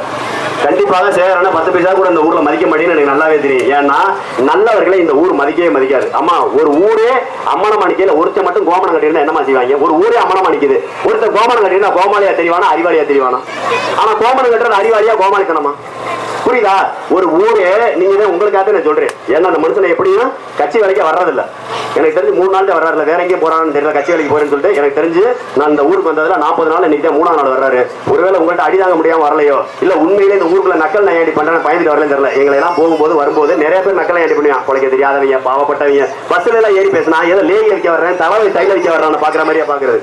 எங்களுக்கு ஒண்ணு இல்ல, என்னுடைய பிறவி கடன், எங்களுடைய பிறவி கடன் யூனிஃபார்ம் போட்டுக்கிறாங்க தம்பிய, இவங்களோட பிறவி கடன். நான் இந்த மண்ணில பிறந்துட்டேன், பிறந்ததுக்கு என்னால முடிஞ்ச அளவு தவறுகளை தட்டி கேட்கிறேன், தவறுகளை சுட்டி காட்டு, விழிப்புணர்வு கொடுக்குறேன். பணம் இருந்தா நல்லி கொடுக்கணும், படிச்சிருந்தா சொல்லி கொடுக்கணும். எங்கள்கிட்ட பணம் இல்ல, ஆனா படிச்சிருக்கான். 9 டிகிரி 8 டிகிரி 2 டிகிரி 3 டிகிரி எல்லா பேரும் படிச்சிருக்கான். படித்ததே என் தாய்மார்கள் தான், என் தாய் தாப்பா, என் அண்ணன் தம்பிட்டா, என் சித்தப்பை மதிப்பட்டா வந்து சொல்றான். படித்தவர்கள் விழிப்புணர்வு கொடுக்குறான். திருந்துனா திருந்தாடி பாப்பாத்தியமா மாடு வருது, கட்டுறா கட்டு கட்டாடி எவங்குள்ளையிலே மேட்டு ஜெர்படி வாங்க. நான் என்ன பண்ண போறேன்? நீங்க என்ன பேசுறதுனால என்ன பண்ண போறீங்க? பச்சை தண்ணி கொடுப்பீங்களா கொடுக்க மாட்டீங்க? அதாவது வந்து இங்க அரசியல்வாதிகள் வந்து உங்க ஊருக்கு வந்தா பச்சை தண்ணி வாங்கி குடிக்க மாட்டேன். நான் ஓப்பனா பேசுறேன், ஏதாவது ஓப்பனா வாயில வாக்கரிசி போட்டு அரசியலுக்கே வந்து நான் இப்ப தீப துறைக்கு அவங்க அப்பாவுக்கு அவங்க தாத்தாவுக்கு யாருக்கும் பயப்படுற ஆள் கிடையாது. நீங்க பாத்துருக்கீங்க, யூடியூப்ல பாத்துருக்கீங்க. என்னைய மாதிரி நீங்க தோலை உரிச்சு தொங்க விட்டது யாருமே கிடையாது. காரணம் என்ன? பிரபாகரனுடைய வாரிசுகள். நான் ஜெயலலிதாவை பார்த்தோ, கருணாநிதியை பார்த்தோ, ஸ்டாலினை பார்த்தோ அரசியலுக்கு வந்த பயம் இல்ல. படிச்சுட்டு காலத்துல பிரபாகரனை படிச்சுட்டேன். யாரு பிரபாகர? இலங்கையில தமிழர்களுக்காக உயிரை குடித்து உழைத்தவர். மத்த எல்லாம் உயிரை கொடுத்து ஒரு மணி உயிரை கொடுக்க மாட்டான். கட்டினா 4 கொண்டாட்டி 5 கொண்டாட்டி கட்டிட்டு மனைவி இணைவி துணைவின் ஊரே மாதிரி போனான். ஆனால் என் தேசிய தலைவர் பிரபாகரன் மட்டும்தான் உலகத்தில் வாழ்ந்த ஒவ்வொரு போராளிகளுமே தன் குடும்பத்தை பாதுகாத்திருக்கான், தன் மனைவிகளை பாதுகாத்திருக்கான். அவன் சுய ஒழுக்கம் இல்லாமல் பீடி உடுப்பான், சேல் உடுப்பான், ஜலக்கு போடுவான். ஆனா என் தேசிய தலைவர் பிரபாகரன் மட்டும்தான் இந்த மண்ணினுடைய விடுதலைக்காக, தமிழனுடைய விடுதலைக்காக கடைசி வரைக்கும் வாழ்ந்து தானும் அந்த யுத்தத்தில் இறந்து தன்னுடைய மகன் 8 வயது மகன், தன்னுடைய கடைசி மகன் 8 வயது மகன், அதற்கு மூத்த துவார அக்கா, அதற்கு முன்னாடி இருந்த சார்லஸ் ஆண்டனி, எல்லா பேரையும் எங்க அண்ணன், எங்க அக்கா, என் தம்பி, எங்க அம்மா எல்லா பேரையும் சாகடிச்சு சாக விட்டுட்டு அந்த மண்ணிலே அவரும் செத்தார்னா தன்னை பெற்ற தாய் தந்தை, தான் பெற்ற பிள்ளைகள், தான் கட்டிய மனைவி என அனைவரையும் அந்த மண்ணின் விடுதலைக்காக பறி கொடுத்துட்டு இறந்துட்டு வீர மரவர்களாக வாழ்ந்து கொண்டிருக்கக்கூடிய நபர்னா அது என் தேசிய தலைவர் பிரபாகர். அந்த தலைவரை படிச்சனால ராஜா இங்க நிக்கிறேன். 5 வருஷம் தோத்துக்கிட்டே இருக்கீங்க. எனக்கு என்ன போய்க்க நினைக்கிறீங்களா? நாளைக்கு நான் உட்காந்து பேசுறேன், எஸ்ஐசி பையா எனக்கு ஒரு 5 கோடி ரூபாய் பணம் கொடுத்துருவாரு. அசால்ட் 5 கோடி வாங்கலாம். எனக்கு பேரை எப்படி தெரியுமா பேசுவாங்க? நத்தம் சிவசங்கரன் அம்பாசமுத்திரக்கு வேட்பாளர். அப்ப ஒரு பேரம் பேசுவாங்க. அப்ப ஒரு 5 கோடி ரூபாய். அதே வேட்பாளராக அறிவிக்கப்பட்டு மேடையில் ஏற்றப்பட்டு சீமான் வாழ்க ஒளியன் என்று கோஷம் இல்லாமல் ஒரு மேடையில ஏறி தமிழ் தாய் வாழ்க, தேசிய தலைவர் பிரபாகரன் வாழ்க, இந்த 234 பேரை வேட்பாளர் சொல்லி அறிவிச்சதுக்கு அப்புறம் பேசினா அதுக்கு ஒரு 10 கோடி. ஒருவேளை நாங்க போய் நாமினேஷன் பண்ணிடுவோம். நாமினேஷன் பண்ணிட்டு நான் வேட்பாளராக தேர்தல் ஆணையம் என்னுடைய வேட்புமனை ஏத்துக்கிச்சுனா ஒரே ஒரு நாள் டைம். முதல் நாள் வேட்புமனை ஏத்துக்குவாங்க, மறுநாள் கூட வாபஸ் ஆகிட்டா 25 கோடி. உழைக்க தெரியாதெல்லாம் கிடையாது. இந்த அளவுக்கு யாராவது ஒருத்தன் கிளின்னு கிளிக்கிறான்னா இவன் என்ன செய்ய முடியும்? என்னை கொண்டு வருவாரா? என்னை வெட்டி போடுவாரா? அவங்க ஆளுகளை வச்சு அடிச்சு போடுவாரா? அவங்க சகாக்களை வச்சு வேற செஞ்சு விடுவாரு. என்ன செஞ்சாலும் நானே ஜெயிப்பேன். அனுதா ஓட்டு வாங்கிடுவேன். புரியுங்களா? எனக்கு எல்லாருமே கஷ்டம் பண்ணிட்டு அண்ணன் வந்து அடிக்கிறாரா அனுதா ஓட்டு, அண்ணன் வந்து திட்டுறாரா அனுதா ஓட்டு, அண்ணன் அருவா தூக்கிட்டு வராரா அனுதா ஓட்டு, எல்லாத்தையும் அனுதா ஓட்டா மாத்திட்டு போயிட்டே இருப்பேன். ஏன்னா நான் திரும்ப சொல்லிட்டேன், சிவசங்கரன் என்ற ஒரு நபர் சீமானால் உருவாக்கப்பட்ட செடிகளிலே ஒண்ணு. செடி சீமானால் உருவாக்கப்பட்ட செடிகளில் ஒண்ணு. செடியே இந்த போடு போடுனா மரம் என்ன போடு போடும்? ஆலமரம் என்ன போடு போடும்? புரியுதா? என்ன செய்யணும் தலைவா? இசைக்கு சுப்பையா அப்படித்தான் பேசு. இசைக்கு சுப்பையா அப்படித்தான் பேசுவேன். என்ன செய்வேன்? நான் எதுவுமே செய்யல. நான் ஆட்சியில இல்ல, எதுவும் செய்யல. ஆனா செய்யறதுக்காக போராடிக்கிட்டு இருக்கேன். உங்க இசை இருங்க என்ன பேசும்? அண்ணே எப்படி அண்ணே தொடர் அண்ணே அண்ணே தொடர் அண்ணே அண்ணே இங்க மாறிய பண்ண நான் சொல்ல கேட்க மாட்டியா? நான் சொல்ற கேட்க முடியாது. தள்ளிப்போ தள்ளிப்போ நம்ம தள்ளிப்போ. நீ நம்ம ஐயா இங்க என்ன பார்த்து பேசியா? இங்க என்ன பார்த்து பேசியா? அண்ணே மாறிய பண்ண நான் சொல்ற கேட்க தள்ளிப்போங்க. அவர் என்ன இசைக்கு சுப்பையா பேசுங்க கொடுக்குறீங்களா? மயிலா விடுங்க. இந்த ஊர்ல தண்ணியில எங்கே இருந்த? இந்த ஊர்ல சாக்கடை எங்கே இருந்த? இந்த ஊருக்கு பஸ்ல 47 வருஷமா எங்கே இருந்த?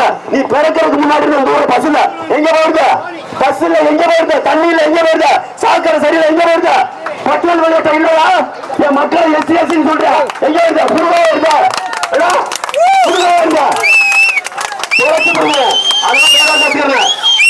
அம்மா சொல்லிக்கிற பிள்ளையார் ஒரு பூசாரி பழைய துணிக்கு பக்கெட் வாங்குற அவன்கிட்ட போய் மாட்டு ராஜா ராஜா பிரபாகரோட பிள்ளை அங்க அரசியல் இங்க நாங்க அரசியல் ஆளு எழுதுறதுக்கு முன்னாடியே அங்க 1000 ஏந்தி போராடியோட பிள்ளை எங்களுக்கு எல்லாமே தெரியும். 1000 ஏந்தி போராடிய தலைவனையும் பார்த்திருக்கான், அரசியல் 1000 ஏந்தி போராடுற எங்க அண்ணன் சீமானையும் பார்த்திருக்கான். நான் என்ன ஆயுதம் வேண்டும் என்று நீங்க தான் முடிவு செய்றீங்க, இந்த எதிரிகள் தான் முடிவு செய்றீங்க.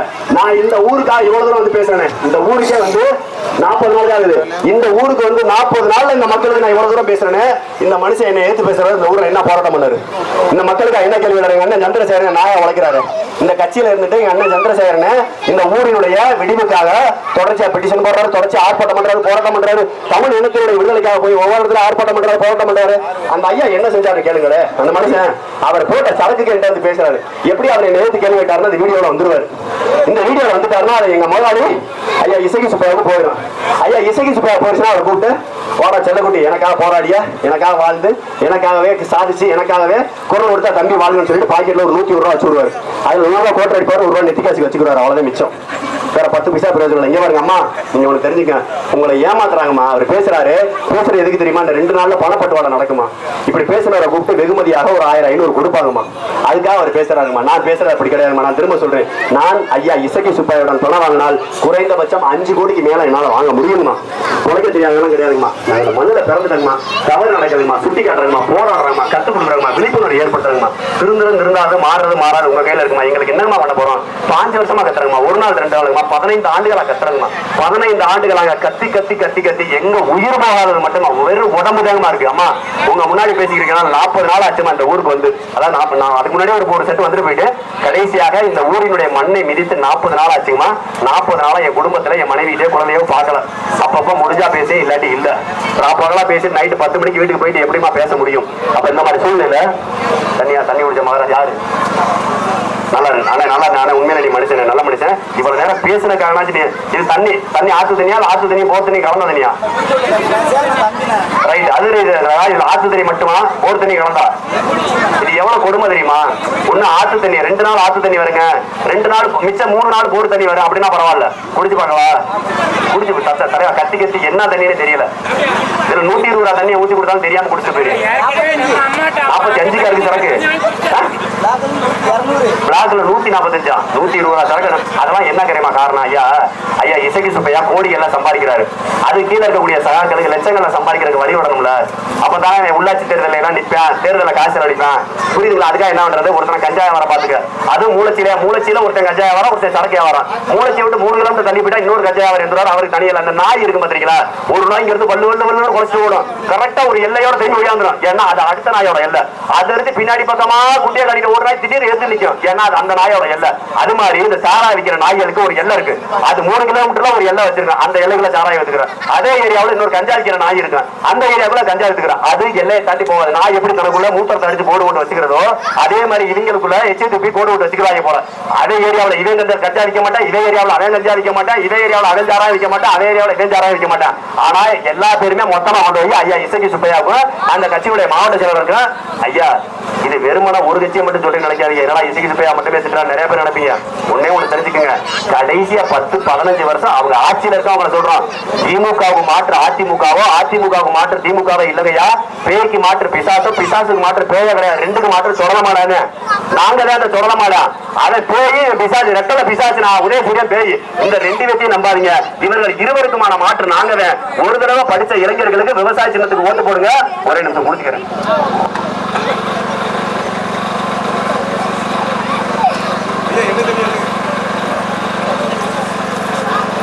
என்ன கண்டுபிடிக்க முடியுதா உண்மையிலே என்ன. ஏன்னா நான் சுத்தமான தாமிரபரணி தண்ணியும் முடிச்சிருக்கேன், போர் தண்ணி முடிச்சிருக்கேன். இதுக்கு முன்னாடி செம்பா சீட்டை வீடியோ போட்டுருக்கேன். ஒரு ஊர்ல போர் தண்ணி முடிச்சு, ஆனா அந்த தாமிரபரணியோட கரை மேல இருக்கு. 40 வருஷமா டேங்க் கழுவுன்னு எழுதியிருக்காங்க. இங்க 40 வருஷமா டேங்க் கழுவுங்கிறாங்க. ஏங்க அந்த தண்ணி அப்படிங்களா 40 வருஷமா அந்த மேல்நிலை தொட்டி சுத்தம் செய்யவே இல்லை அப்படிங்கிறாங்க. மணிமுத்தார் தனியா ஏதோ ஒரு தண்ணி தலைவா, ஆனா நல்லா இருக்கு, நன்றி. அவர் எனக்காகவே தேடி பிடிச்சி வீட்டுல இருந்ததுல கொண்டாந்துருக்காரு. உண்மையிலேயே அது தினசரி பைப்ல வரதில்ல. பைப்ல வந்து நான் குடிச்சு பார்த்தா தெரியும். நான் உங்கள்கிட்ட சொல்றது, இந்த தண்ணி கொடுக்கறது எதுக்கு தெரியுமா? ஒவ்வொரு ஊர்ல போகையில, ஒவ்வொரு வீடுகளுக்கு விசேஷங்களுக்கு போகையில வீட்டுக்கு போன உடனே தண்ணி கொடுப்பாங்க. அது எதுக்கு தெரியுமா? அரசியல் தலைவர்களுக்கும் தண்ணி கொடுப்பாங்க. அது எதுக்கு தெரியுமா? நான் என்ன சாதி, என்ன குலம், என்ன கோத்திரம்னு பார்க்காம என் வீட்டுல ஒரு பச்சை தண்ணியாச்சும் குடிப்பியா? இந்த பச்சை தண்ணியை குடிச்சேன்னா உன் கூட பிறந்த பிறப்ப என்னை நினைச்சேன்னு அர்த்தம். என் வீட்டை உன் வீடுன்னு நினைச்சேன்னு அர்த்தம். என் வீட்டுல பச்சை தண்ணி குடிப்பியான்னு பாக்குறதுன்னு எந்த ஏற்றத்தாழ்வும் இல்லாம, ஜாதி பார்க்காம, மதம் பார்க்காம, இனம் பார்க்காம, மொழி பார்க்காம, வசதி வாய்ப்பு பார்க்காம, ஓட்டு வீடு கூரை வீடுன்னு வசதி வாய்ப்பு பார்க்காம என் வீட்டுல ஒரு செம்பு தண்ணி குடிப்பியா? என்னை நீ மதிப்பியா? என்னை ஒரு உசுரா பாப்பியா? இல்ல ஜாதியா பாப்பியான்னு கேட்கறதுக்கு பேரு தாங்க இந்த தண்ணி கொடுக்கறது. நீங்க நினைக்கிறது மாதிரி வீட்டுக்கு வந்தோடனே தண்ணி கொடுக்கறது வெறுமன விருந்தல்ல, வெறும் சாஸ்திரம் அல்ல. அவன் உன்னை மனிதனாக மதிக்கிறானா? அவனை மாதிரியே உன்னை மதிக்கிறானா? அவனுள் ஒருவனாக உன்னை பார்க்கிறானா? பார்க்கறதுக்கு தண்ணி குடிக்கிறது. நான் இப்பவும் சொல்றேன், நான் யாரையும் பேர் சொல்றேன். இந்த இடத்துல இந்த தேர்தலுக்கு நின்று நான் உங்க வீட்டு முன்னாடி செம்புல தண்ணி குடிச்சிருக்கேன். இதுக்கு முன்னாடி எத்தனை பேர் உங்க ஊரை தண்ணி வாங்கி குடிச்சாங்கன்னு பாருங்க. உங்க வீட்டுக்கு ஓட்டு கேட்டு வர்ற ஒவ்வொரு மகராஜன் முதல் ஒரு செம்பு தண்ணி கொடுங்க. குடிக்கிறியா குடுக்கலையா பாருங்க. அதுக்கப்புறம் நீங்க ஓட்டு போடுறீங்க இல்ல முடிவு செஞ்சுக்க. நீங்க தண்ணி குடிச்சதே தெரிஞ்சிடும். உன்னை மனுஷனா பாக்குறானா, ஜாதியா பாக்குறானா, உன்னை ஒரு உயிரா பாக்குறானா, இல்ல ஒரு ஓட்டா பாக்குறானா? உங்கள் ஊருக்கு வரக்கூடிய ஒவ்வொரு அரசியல் கட்சி தலைவர்கள் தண்ணியை கொடுங்க. தண்ணியை கொடுத்ததுக்கு அப்புறம் வாங்கி குடிச்சானா அவன் காலில் குடுத்து ஓட்டு போடுங்க. அப்படி இல்ல அவனுக்கு நீ ஓட்டு போடுறது ஒண்ணுதான், உன் பிள்ளைகளுக்கு பாக்கி அரிசி போடுறது ஒண்ணுதான். இதை விட கேவலமா யாரும் சொல்ல மாட்டாங்க. நீங்க ஒரு தெரிஞ்சுக்கோங்க. அதே மாதிரி இந்த மாற்று சொல்லிட்டு இந்த விஜய் கட்சியில இருந்து வர்றாங்கல்ல, அண்ணன் விஜய் எனக்கு ரொம்ப பிடிக்கும். திரிசாவை எந்த அளவுக்கு பிடிக்குமோ அதை விட அதிகமாக அண்ணன் விஜய் எனக்கு பிடிக்கும். நான் உங்கள்கிட்ட ஒண்ணு சொல்றேன், மாற்றுங்கிறது எது தெரியுமாங்கய்யா? திமுகவுக்கு மாற்று அதிமுகவோ, அதிமுக மாற்று திமுகவோ, இந்த ரெண்டு பேருக்கு மாற்று அண்ணன் விஜய் இல்ல. அண்ணன் விஜய் நான் கொச்சைப்படுத்துறதோ, அண்ணன் விஜயவோ அண்ணி திரிசாவையோ கொச்சைப்படுத்துறது என்னுடைய நோக்கம் அல்ல. ஆனா ஒண்ணு தெரிஞ்சுக்கங்க, ஒரு சச்சின் டெண்டுல்கர் நல்லா கிரிக்கெட் விளையாடுவார், 100 ரன் அடிப்பாரு. அவரை கூட்டி அந்த தமிழ்நாடு முதலமைச்சர் ஆக்கிறாமா? அஜித் நல்லா கார் ஓட்டுவாரு, அதுக்காக அஜித்தை முதலமைச்சர் ஆக்கிறீங்களா? நல்லா ரசிங்க. தலைவரோட படம் நல்லா இருக்கு, சூப்பர். தளபதியோட படம் நல்லா இருக்கு, சூப்பர். உசேன் போல்ட் நல்லா ஓடுவாரு, ஓடுறாருன்றக்கா கொண்டாந்து முதலமைச்சர் ஆக்க முடியுமா? நடக்கவே முடியாது, ஓடவே முடியாது. எத்தனை பேர் வீல் சேர்ல இருந்து, சக்கர நாக்கில இருந்து, சரியாரையில இருந்து தமிழ்நாட்டு ஆண்டு போயிருக்காங்க. அப்படி இருக்கும்போது நல்லா ஓடுறாரு ஒருத்தருக்காக உசேன் போல்ட் முதலமைச்சர் ஆக்க முடியாது. நல்லா இசையமைக்கிறான்றக்காக ரகுமானா முதலமைச்சர் ஆக்க முடியாது. நல்ல நடனமாடுகிறார் என்பதற்காக அண்ணன் விஜயை முதலமைச்சர் ஆக்க முடியாது. அது ஒவ்வொரு நபர்களுடைய தனித்திறன். தனித்திறனை நீங்கள் போற்றுங்கள், வாழ்த்துங்கள், கொண்டாடுங்கள். அவர் பணத்தை 10 தடவை கூட போய் பாருங்க. 100 ரூபாய் டிக்கெட் 2000 ரூபாய் கொடுத்து 5000 கொடுத்தா கூட வாங்க. அதை பற்றி எங்களுக்கு ஆட்சேபணம் இல்ல. கட்டோடுக்கு பாலை விஷயம் பண்ணி, தயிர் விஷயம் பண்ணி, வலிக்கட்டு விழுந்து என் பிள்ளையை செத்தனாம மட்டும் பாத்துக்கங்க.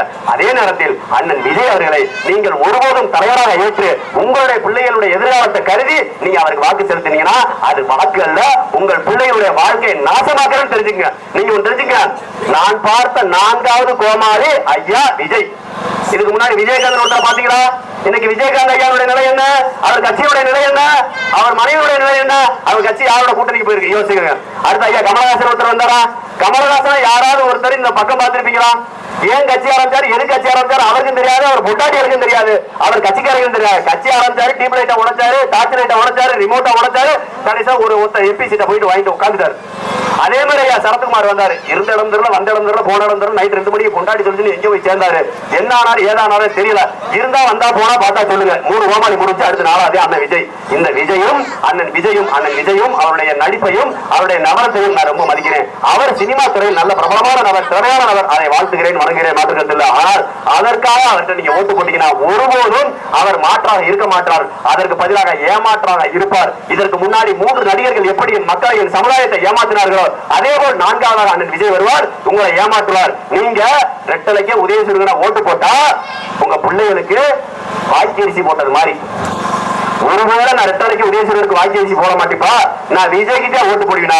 ரெட்டலைக்கு உதயசூரியனுக்கு ஓட்டு போட்டா ஒரே நேரத்தில் வாய்க்கரிசி அள்ளி போடுங்க. அப்படி இல்லாட்டி முச்சந்தி மண்ணையும் வாய்க்கரிசி அள்ளி விஜய்க்கு ஓட்டு போட்டுட்டு வந்துட்டு உங்க பிள்ளைகளுடைய சட்ட பையில போட்டுருங்க. அதே அப்ப பண்ணி நாசமா போட்டு தலையில போட்டு தெரியும். ஏன்னா ஒரே தடவை ரெட்டலைக்கு உதயசூரியன் ஓட்டு போட்டீங்கன்னா ஒரே தடவை முடிச்சிருக்காத. விஜய் ஓட்டு போட்டீங்கன்னா கொஞ்சம் ஜப்பான் ஆறா இழுத்து முடியும். ஆகவே நாங்கள் உங்களிடம் சொல்வது, நீங்க ஓட்டு போட போகையில ஒண்ணு மட்டும் சிந்திச்சுக்கங்க, நான் செலுத்துவது வாக்கு அல்ல, என் எதிர்கால தலைமுறை பிள்ளைகளுடைய வாழ்க்கை. என் தாத்தரோ தாத்தாவோ என் பாட்டியோ எங்க அம்மாவோ எங்க அப்பாவோ சேர்த்து வச்ச சொத்துக்கள் அனைத்தும் எனக்கு உரிமை இருக்கு, எனக்கு பங்கு இருக்கு, நான் தான் அவர்களுடைய ஆசையும் அந்தஸ்தும் என்று நீ நினைக்கிறாய். உண்மையானால் அவர்கள் சேர்த்து வச்ச சொத்துல உனக்கு பங்கு இருக்குன்னா அவர்கள் சேர்த்து வச்ச பாவத்திலே உனக்கு தான் பங்கு இருக்கு. நம்ம அப்பனும் தாத்தன பாட்டனும் பாட்டிய நம்ம சேர்த்து வச்ச பாவத்தை பூரா நீங்க கழிக்க நினைச்சீங்கன்னா அவங்க செஞ்ச பாவம் வேற ஒண்ணும் இல்ல. திமுகவுக்கு அதிமுகவுக்கு ஓட்டு போட்டு தவறான தலைவர்களை தேர்ந்தெடுத்து சரியான சிமெண்ட் ரோடு, சரியான தார் ரோடு, சரியான பள்ளிக்கூடம், சரியான பஸ் ஸ்டாப், சரியான பால்வாடி இல்லாமல் இந்த நாடு குடிநீர் இல்லாமல் பஸ் வசதி கூட இல்லாம கஷ்டப்பட்டதுக்கான காரணம் நம்ம முன்னோர்கள் ஓட்டு போட்டு தேர்ந்தெடுத்த தவறான தலைவர்கள். அந்த பாவத்தை தொலைக்கணும் நீங்க ஒரு தடவை நினைச்சீங்கன்னா ஒரு தடவை விவசாய சின்னத்துக்கு ஓட்டு போடுங்க. நாம் தமிழர் கட்சியுடைய விவசாய சின்னம் வாக்குப்பட்டியல 3வது இடத்துல இருக்கு. நீங்க போய் ஓட்டு போட போனீங்கன்னா மற்ற சின்னம்லாம் பழிச்சுன்னு தெரியும். ஆனா நாம் தமிழர் கட்சியோட சின்னம் மட்டும் நல்லா டம்மியா தெரியும். காரணம் என்னன்னா இந்த தேர்தல் ஆணையமும் கூட இங்க இருக்கக்கூடிய திமுக, அதிமுக, பிஜேபி, காங்கிரஸ் கைப்பாவையாகத்தான் இருக்கும். ஆகவே எங்களுடைய சின்ன பரிசுன்னு தெரியாது. இந்த மாற்றுத்திறனாளிகளா இருக்கக்கூடியவங்க கண்ணு தெரியாதவங்க எப்படி தடவி பார்த்து போடுவாங்களோ அதே மாதிரி 1 2 இடையே அமைக்கிறாம மெதுவா தடவணும். ஓங்கி அமைக்கிட்டா 1ஆம் நம்பர் போயிடும் நம்மளுக்கு. அதனால பார்த்து 3ஆம் நம்பருக்கு மெதுவா தடவி பார்த்து 3வது இடத்துல இருக்கக்கூடிய நாம் தமிழர் கட்சியுடைய விவசாய சின்னத்துக்கு ஓட்டு போடுங்க. ஒரு தடவை நீங்க ஓட்டு போட போகையில சிந்திச்சுக்குங்க, நான் செலுத்துவது வெறும் வாக்கு அல்ல, என் எதிரான தலைமுறை வாழ்க்கையில சிந்திச்சுக்கோங்க. நீங்க ஓட்டு போட போறதுக்கு முன்னாடி உங்க ஊர் சாக்கடை, உங்க ஊர் தெருவரல, உங்க ஊர் ரோடு, உங்க ஊர்ல பஸ் இங்க இருக்க தாமிரபரணி எல்லாத்தையும் பாருங்க. தாமிரபரணி தாயினுடைய மார்பை அறுத்து ரத்தம் குடிச்சு முடிச்சுட்டான். நாம குடிச்ச தண்ணி எல்லாம் தாமிரபரணி தாயினுடைய மார்பக பால். ஆனால் இங்க இருக்கக்கூடிய திராவிட கட்சி ஐயா இசக்கி சுப்பையா அவருடைய சகாக்கள் ஐயா திமுக காரங்க, காங்கிரஸ் காரங்க எல்லா பேரும் தாமிரபரணி தாயினுடைய மார்பை அறுத்து ரத்தம் குடிச்சு முடிச்சுட்டான். மண்ணை அள்ளி பூரா வித்து முடிச்சான், மலை அள்ளி வித்து முடிச்சுட்டான். கஞ்சா வியாபாரம், சார வியாபாரம், கோட்டை வியாபாரம் தூள் காப்பிட்டான். இவர்களுக்கு ஒரு முற்றுப்புள்ளி வைக்க நினைச்சா, உன் பிள்ளைக்கு அச்சட போட நினைச்சா ஒரு தடவை விவசாய சின்னத்துக்கு ஓட்டு போடுங்க. விவசாய சின்னத்துக்கு ஓட்டு போடும்போது நீங்க சிறுத்துங்க, நான் ஓட்டு போட்டது என் எதிர்கால பிள்ளைகளுக்கான நல்ல தலைவரை தேர்ந்தெடுத்திருக்கேன்னு சொல்லிட்டு அவங்க கையில அவங்க தலையில எடுத்து நீங்க ஓட்டு போட்டு முடிச்ச உடனே அவங்க கையில போடக்கூடிய அச்சரை என்பது உங்க பிள்ளைகளை வாழ்த்து, உங்க பிள்ளைகள் நல்லா இருக்கும், வாழும், வளரும்.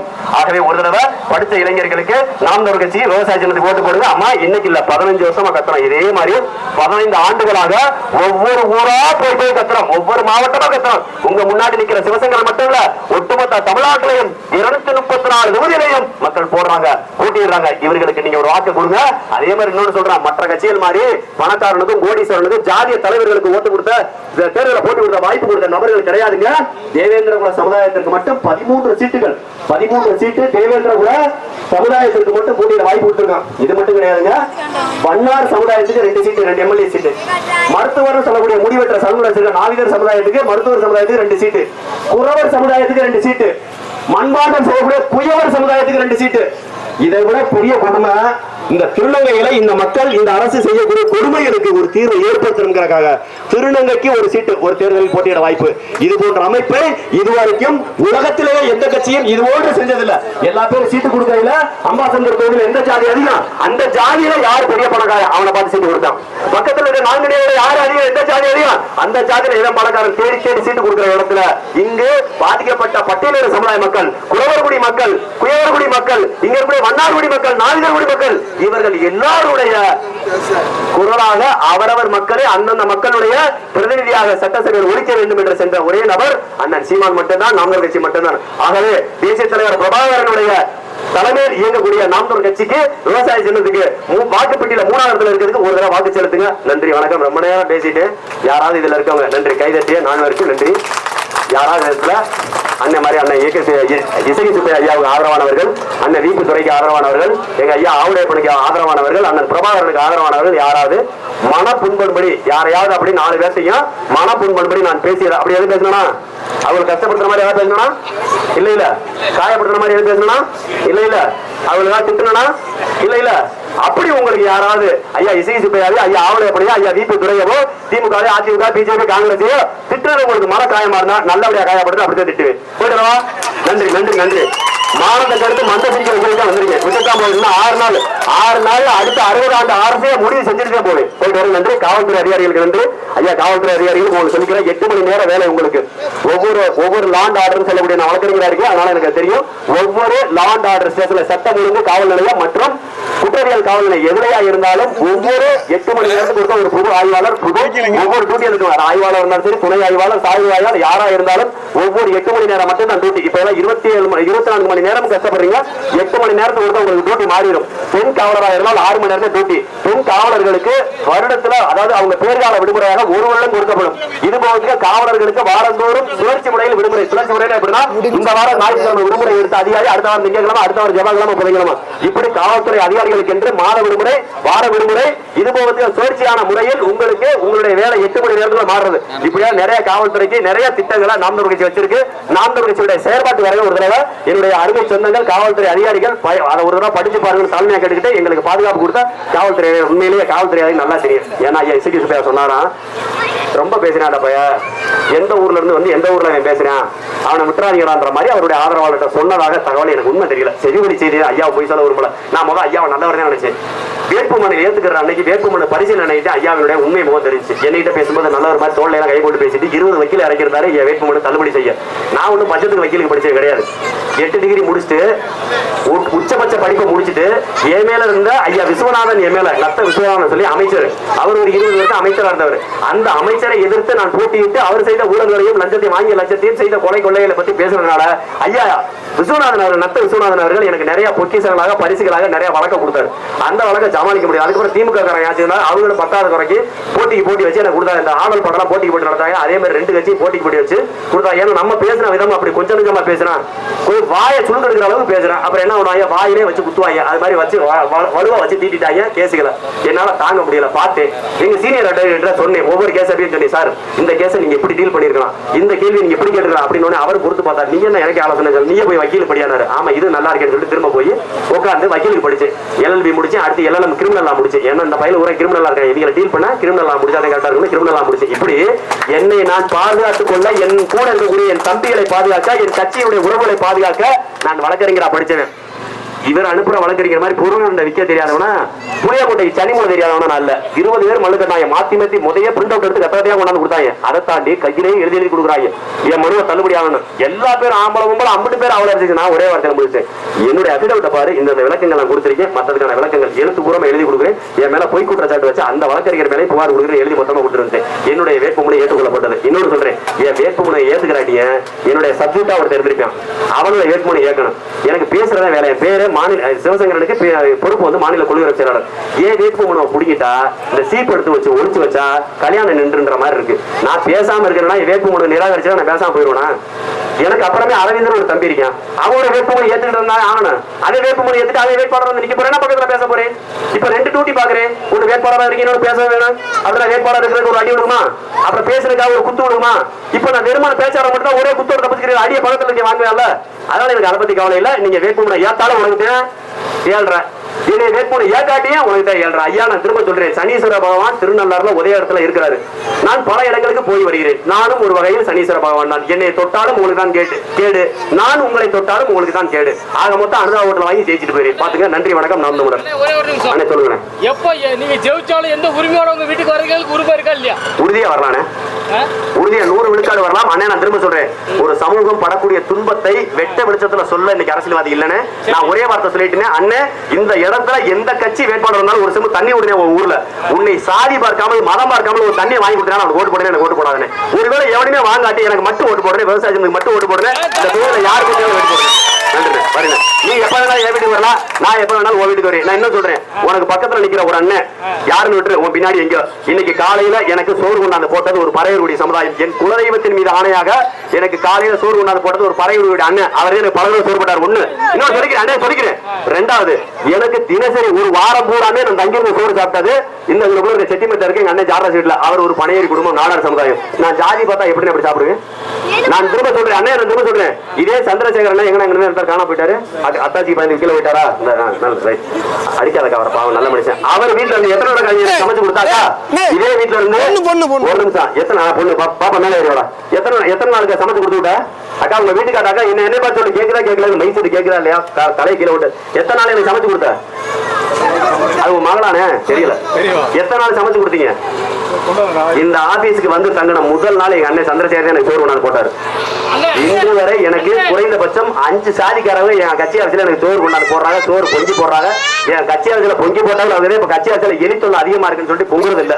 நாங்க சப்பாத்திக்கு மைதா சப்பாத்தி மாவு வாங்கி வச்சா எலி வந்துட்டு போயிருது. அதனால எங்களால இருக்க முடியல, எங்க ஆபீஸ்ல நாங்களே இருக்க முடியாத அளவுக்கு எலித்தொல்லை. ஆகவே அவரவர் வீட்டுல இருந்து எனக்கு சமைச்சிட்டு வர்றாங்க. ஒரு நாள் எங்க அண்ணன் மாரியப்பண்ண, நீ என்ன ஜாதின்னு எனக்கு தெரியாது. மாரியப்பண்ண வீட்டுல ஒரு நாள் 7ஆம் தேதி திருவிழா, 8ஆம் நாள் திருவிழா, ஒருத்தர் வீட்டுல 9ஆம் நாள் திருவிழா வருது. எனக்கு ஜாதி கிடையாது, மதம் கிடையாது. எங்க சோறாலும் இப்படி 10 வீட்டுல ஒன்னா சோறு ஒன்னா சாப்பிடு. ஏன் தெரியுமா? பசிக்கு ஜாதி இல்ல, மதம் இல்ல. உங்க முன்னாடி நிக்கிறேன், நான் பசியால் கஷ்டப்பட்டு அம்பேத்கர் அனாதை இல்லத்தில் வளர்ந்தவன். நான் இன்னைக்கு என்னை ஜாதியை பாக்குறேன். நான் அனாதை இல்லத்துல நான் ஒரு சிறு வயதுல இருந்தே ரொம்ப குடும்ப கஷ்டத்தின் காரணமாக 8ஆம் வகுப்பு படிக்கிற ஊரை விட்டு ஓடி போய் அனாதை இல்லத்துல படிச்சிருந்தேன். அது அம்பேத்கர் அனாதை இல்லத்துல. எனக்கு ஜாதியும் கிடையாது, ஒரு மயிரும் கிடையாது. நான் எதுக்கு ஜாதி வாங்க போறேன்? என்னைய மாதிரி இங்க வேட்பாளராக வர்றவர்கிட்ட ஒரு தடவை ஒரு தண்ணியை மோந்து விடுங்க, அவங்களுக்கு தெரியும். நன்றி அக்கா. வேற எதுவும் பேசுறீங்களா பாப்பா? நன்றி. உங்க 2 பேரும் உண்மையிலே சொல்றேன், உங்களுக்கு கிடைத்த தந்தை உங்கள் இருவருக்குமான தந்தை அல்ல, இந்த ஊரினுடைய தந்தை, இந்த தொகுதியினுடைய தந்தை. உங்கள் தந்தைக்கு நன்றி சொல்லுங்க, தந்தையை மறந்துடாதீங்க. உண்மையிலேயே போற்றுதலுக்குரிய வணக்கத்துக்குரிய நல்ல மனிதர். ஆனா இப்படி எல்லாம் சொல்லியிருக்கேன், கொஞ்சம் தேர்தல் நிதி பார்த்து பண்ணி நீ சொன்ன என்னெல்லாம் சொல்லினேன் அதெல்லாம் சொல்லிட்டேன். அதை தேர்தல் நிதி பார்த்து பண்ணு. துண்டறிக்கை அடிக்க காசு இல்ல, சின்ன போட 3ஆம் இடத்துல சின்ன போட்ட துண்டறிக்கை 30,000 கொடுத்துருக்கேன், அடிக்க காசு இல்ல, பார்த்து பண்ணிருந்தேன். நன்றிடா பாப்பா, நல்லபடியா போயிரு. நகைப்பணம் சேர்த்து வச்சிருக்காரா? அதெல்லாம் ஒண்ணு சேர்த்து வச்சிருக்க மாட்டாரு. சேர்த்து வச்சிருந்தா அண்ணன் கொஞ்சம் கொடுங்க, தேர்தலில் வச்சுட்டு திருப்பி தந்துரு, அடுத்த தேர்தலுக்குள்ள தந்துரு. போயிட்டு வாங்க. நன்றி. நன்றி எல்லாருக்கும் நன்றி. தாய் தமிழ் உறவுகள் இவ்வளவு நேரம் நின்று பேசுறீங்க, நின்று கேட்டீங்க. காவல்துறை அதிகாரிகள், வேற யாராவது உளவுத்துறை, இந்த காவல்துறைக்கு ஆதரவாக வீடியோ எடுக்க வந்த அண்ணன், ஏன்னா அடுத்தலாம் தேர்தல் முடிஞ்சு போனா என்னால பேச முடியாது, வைக்க முடியாது. தேர்தல் முடிஞ்சவனே என்னை அடிச்சு விரட்டுறதுக்கு ரெடியா இருப்பாங்க சிசிபிஐயோட ஆட்கள். ஆகவே என்ன பண்ண காத்திருக்காங்க எனக்கு தெரியாது. இப்பவே நான் உங்களுக்கு சொல்லிடுறேன், எப்பவுமே நாம் தமிழர் கட்சி ஓட்டு போடுங்க. நாங்க இருக்கிறோம் இல்ல சொல்றோம் சொல்லல, நாங்கள் 100 ஆண்டுகள் நல்லபடியா வாழ இந்த பிரபஞ்சம் எங்களை காப்பாற்றும், இயற்கைகளை காப்பாற்றும். ஒருவேளை ஐயா இசகி சிப்பையர்களுடைய ஆட்களால எனக்கு ஏதாவது பாதிப்பு ஏற்பட்டாலும் என் சின்ன விவசாய சின்னம் தான், என் கட்சி நாம் தமிழர் கட்சி தான். எப்பவுமே நாம் தமிழர் கட்சி ஓட்டு போடுங்க, விவசாயத்துக்கு ஓட்டு போடுங்க. நன்றி. நன்றி, வணக்கம். நாம் தமிழர்.